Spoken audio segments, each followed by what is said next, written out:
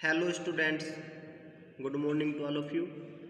आज की क्लास में हम चैप्टर 13 से रिलेटेड फॉर्मूले सीखेंगे कि घन क्या होता है, घनाभ क्या होता है, ठीक है। क्यूबॉइड, क्यूब, सिलेंडर जिसे हम बेलन कहते हैं, शंकु, कोन, इनके बारे में जानेंगे, इनकी फिगर सीखेंगे और इनका एरिया, वॉल्यूम, क्षेत्रफल और आयतन कैसे कैसे निकालते हैं वो भी सीखेंगे।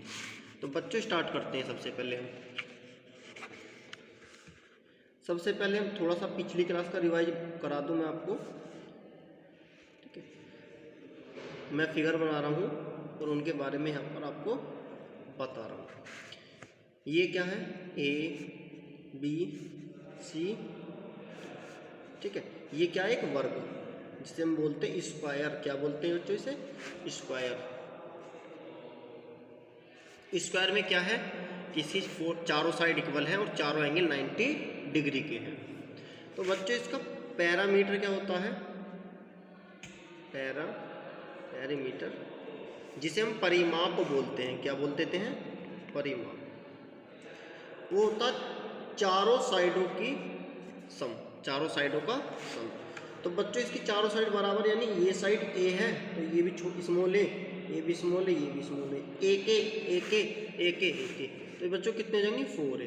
तो पैरामीटर ऑफ, देखो मैं बाइलिंगुअल यूज कर रहा हूँ ताकि आपको कुछ भी प्रॉब्लम ना हो। मैं हिंदी में भी बोल रहा हूँ, इंग्लिश में भी बोल रहा हूँ। तो जितना ध्यान से आप लिख रहे हैं, इसे नोट कर रहे हैं, उतना ही ध्यान से मुझे सुनेंगे भी। तो पैरामीटर ऑफ स्क्वायर क्या होता है, यानी वर्ग का परिमाप होता है 4 गुना साइड, यानी 4 गुना भुजा। क्लियर बच्चों? और वहीं मैं बात करूँ इसका एरिया, एरिया पता आपको, क्षेत्रफल। एरिया ऑफ स्क्वायर या वर्ग का क्षेत्रफल वो हमारा क्या होता है? साइड इंटू साइड, यानी साइड स्क्वायर। यहाँ पर ए क्या है? साइड ऑफ स्क्वायर, यहाँ पर स्क्वायर की साइड है। ठीक है बच्चों, क्लियर। अब मैं दूसरे टॉपिक की बात करता हूँ जो है आयत। क्या है ये? आयत, जिसे हम कहते हैं रेक्टेंगल। क्या कहते हैं बच्चों? Rectangle. A B C D, ये क्या है? आयत या रेक्टेंगल। Rectangle, clear. रेक्टेंगल क्या होता है बच्चों? इसकी आमने सामने वाली साइड इक्वल होती है। एक छोटा सा अंतर रहता है स्क्वायर में और रेक्टेंगल में, यानी वर्ग और आयत में। इसकी स्क्वायर की बात करूँ मैं, चारों साइड इक्वल होती हैं, और रेक्टेंगल की अपोजिट साइड, आमने सामने वाली साइड, यानी ये 10 है तो ये भी 10 होगी, और ये 15 है तो ये भी 15 होगी।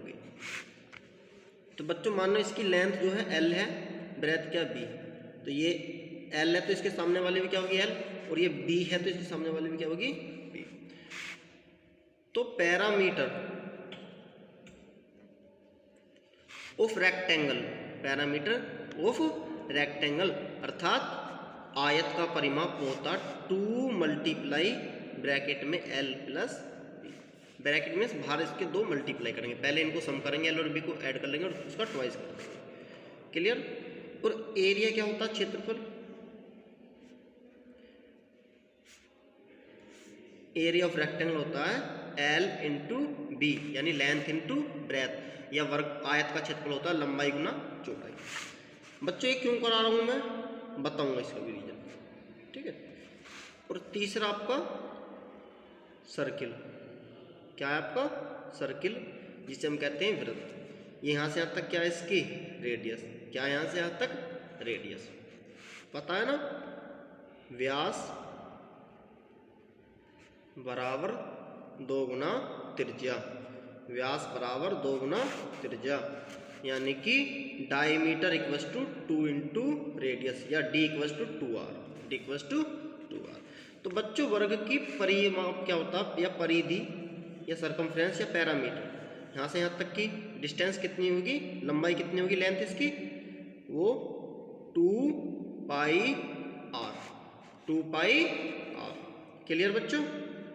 यानी कि परिमाप, वृत्त का परिमाप क्या होता है? 2 पाई R, या parameter of circle equals to 2 pi R। Is that clear बच्चों? यहाँ पर पाई की वैल्यू क्या रखते हैं हम? पाई की वैल्यू 2 तरह से यूज करते हैं, या तो 22/7, यदि क्वेश्चन में दिया नहीं रहा हो कुछ भी, तो हम पाई की वैल्यू अपने पास से हमेशा 22/7 रखेंगे। यदि पाई में सवाल में दे रखी है तब हम 1.34 यूज करेंगे। क्लियर। और बच्चों एरिया जो होता है, एरिया ऑफ सर्किल, वृत्त का क्षेत्रफल, वो होता pi R square, pi R square. और याद रखना बच्चों, अब भी यूपी टेट हुआ है, आप सभी को पता है,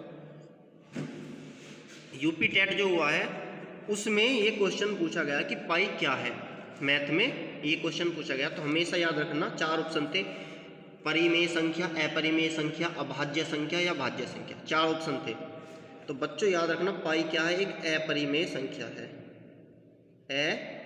अपरिमेय संख्या है, यानी कि pi is a irrational number, pi is a irrational number. अभी पूछा गया है, ये कुछ ही दिन पहले हुआ, 23 तारीख का एग्जाम जो हुआ है आपका 23 जनवरी का, और आज 1 फरवरी है, तो ये पूछा गया पाई एक अपरिमेय संख्या है। तो बच्चों ये मुझे कराने का क्या उद्देश्य था, स्क्वायर, जब मैं क्यूब की बात करूँगा घन की, तो वो स्क्वायर को जोड़कर बनता है। जब मैं घनाभ की बात करूँगा तो वो यानी क्यूबॉइड की, वो रेक्टेंगल को जोड़कर बनता है। और जब मैं सर्किल की बात करूँगा वृत्त की, जैसे सिलेंडर के नीचे क्या होता है, सर्किल होता है, कोन के नीचे क्या होता है, सर्किल होता है, स्पेयर के नीचे, यदि स्पेयर को हम बीच में से काट देते हैं तब नीचे क्या होता है, सर्किल होता है। तो इसलिए ये मैंने आपको कराया। अब कुछ फॉर्मूले सीखते हैं, अब डालते हैं, ये मैंने रिवाइज कराया आपको, ठीक है, और बताया कि पाई कितना इंपॉर्टेंट है टॉपिक। अब हम डालते हैं घनाभ, पहली हेडिंग हम क्या डालते हैं, घनाभ, जिसे हम कहते हैं क्यूबॉइड, क्यूबॉइड। तो बच्चों ऐसी फिगर जिसमें लेंथ भी हो, ब्रेथ भी हो और हाइट भी हो, यानी लंबाई हो, चौड़ाई हो, ऊंचाई हो, वो हमारे क्या कहलाता है, घनाभ कहलाता है। जैसे एग्जांपल आपकी बुक आप देख रहे हो, जैसे यही बुक है, मैं बता रहा हूँ आपको, देखो समझाने के लिए, ये क्या होगी इसकी लेंथ, ये क्या होगी इसकी ब्रेथ, और ये जो इसकी है मोटाई जो है, ये थिकनेस, ये इसकी हाइट।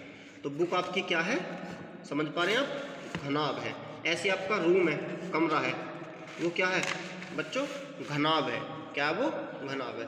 जैसे आपकी ईंट है, समझ रहे हो ना, ईंट है, तो वो भी आपका क्या है, उसमें लंबाई भी है, चौड़ाई भी है और ऊंचाई भी है, वो आपकी क्या, घनाभ। तो आपको अपने आसपास कुछ ऐसे एग्जाम्पल ढूंढने आज जो घनाभ की शेप में हो, ठीक है, आपके घर में भी होते हैं। मैथ क्या है कि डेली लाइफ में आने वाला सब्जेक्ट है, और वो आपको मिल जाएंगे आसानी से। जैसे माचिस है, ठीक है, माचिस भी क्या होती है बच्चों, घनाभ होती है, क्योंकि लंबाई भी होती है, चौड़ाई भी होती है, ऊंचाई भी होती है। बुक है, ठीक है। और याद रखना बच्चों नहर, नहर कैनल बोलते हैं जिसे हम, वो भी हमारी क्या होती है, घनाभ की शेप में, क्योंकि वो लंबी भी होती है, चौड़ी भी होती है, उसका जो पानी की ऊंचाई भी होती है उसमें, याद रखना। तो घनाभ का जब मैं बात करूं, पृष्ठीय क्षेत्रफल, पृष्ठीय क्षेत्रफल, वक्र पृष्ठ क्षेत्रफल कह सकता हूं मैं इसे, या पार्श्व पृष्ठ क्षेत्रफल, इंग्लिश में इसे एक नाम दूंगा मैं, curved surface area, curved surface area. तो बच्चों घनाभ का होता है 2 × L + B × H, ये घनाभ का होता है। इसे ही बच्चों चारों दीवारों का क्षेत्रफल भी कहते हैं, चारों दीवारों का क्षेत्रफल, या area of 4 walls, area of 4 walls, ठीक है। जैसे रूम होता है ना, चारों दीवारों का क्षेत्रफल पूछे तो 2 × L + B × H, या घनाभ का पार्श्व पृष्ठ क्षेत्रफल पूछे तो 2 × L + B × H, ठीक है बच्चों, यहाँ मल्टीप्लाई कर सकते हैं। लेकिन जब मैं बात करता हूँ इसका घनाभ का कुल पृष्ठीय क्षेत्रफल, बच्चों कुल पृष्ठीय क्षेत्रफल, जिसे मैं बोलता हूँ TSA, यानी कि टोटल सरफेस एरिया, मैंने बच्चों शॉर्ट में लिख दिया टोटल सरफेस एरिया। तो वो होता है 2 × L × B + B × H + H × L। LB का मतलब क्या है कि L की मल्टीप्लाई B में हो रही है, B × H का मतलब क्या है, B की मल्टीप्लाई H में हो रही है, और H × L का मतलब क्या है, H की मल्टीप्लाई L में हो रही है। यानी L से लेंथ यानी लंबाई, B से ब्रेथ यानी चौड़ाई, और H से बच्चों सभी को पता हाइट यानी ऊंचाई, लंबाई चौड़ाई ऊंचाई। और बच्चों ये एरिया निकल गया, दो तरह से पूछता है, या तो कुल पृष्ठीय क्षेत्रफल या पार्श्व पृष्ठीय क्षेत्रफल। और बच्चों अब मैं बात करूं तो इसका आयतन की, क्या आयतन यानी कि वॉल्यूम, ऑफ क्यूबॉइड, वो क्या है बच्चों, वॉल्यूम ऑफ क्यूबॉइड होता है आपका L into B into H, यानी कि लंबाई गुना चौड़ाई गुना ऊंचाई, लंबाई गुना चौड़ाई गुना ऊंचाई, आयतन, वॉल्यूम। और बच्चों चौथा फॉर्मूला जो आपकी बुक में नहीं है मैं उसे लिखा दे रहा हूँ, ठीक है। विकर्ण, आपसे पूछे घनाभ का विकर्ण, विकर्ण क्या होती है बच्चों, कोने से कोने तक की डिस्टेंस, ठीक है, साइड वाले कोने को छोड़कर कोने से कोने तक की डिस्टेंस। अब आपसे क्वेश्चन इस तरह से पूछेगा, ये नहीं कहेगा कि घनाभ का विकर्ण ज्ञात करो, कि एक 10 मीटर लंबा कमरा है, 15 मीटर चौड़ा है और 8 मीटर ऊंचा है, इस तरह से क्वेश्चन देगा। इस कमरे के अंदर अधिकतम लंबाई का, मैक्सिमम लेंथ का कितना बड़ा स्टिक या कितना बड़ा डंडा आ सकता है, तब बच्चों उस कंडीशन में हम विकर्ण निकालेंगे, जिसे हम डायगोनल बोलते हैं। क्या बोलते हैं, डायगोनल। तो डायगोनल ऑफ क्यूबॉइड आपको पता होना चाहिए, अंडर रूट में L square plus B square plus H square. समझ पा रहे हो बच्चों, यानी कि अंडर रूट के वर्गमूल के अंदर लंबाई का स्क्वायर प्लस चौड़ाई का स्क्वायर प्लस ऊंचाई का स्क्वायर। तो बच्चों ये घनाभ की सारी बात होगी, इससे बाहर घनाभ में कोई भी क्वेश्चन नहीं आएगा आपकी बुक में। Is that clear.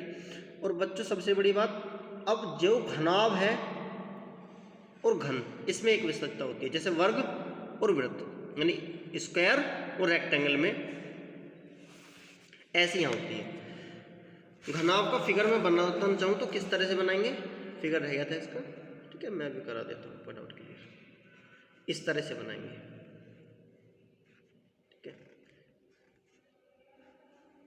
आपने डस्टर मिटाया होगा, चौक का डिब्बा जो होता है वो घनाभ की शेप में होता है, घन या घनाभ में मतलब तीनों लंबाई, ये होती है लंबाई, ये होती है चौड़ाई, ये होती है ऊंचाई, यानी L फॉर लेंथ, B से ब्रेथ, H से हाइट। बच्चों आज आप ये घनाभ की बात कर रहा हूँ मैं, क्यूबॉइड की। आज आपका होमवर्क है, घनाभ और घन में बस यही विशेषता है कि यहाँ पर L, B, H है, यानी लेंथ अलग है, ब्रेथ अलग है, हाइट अलग।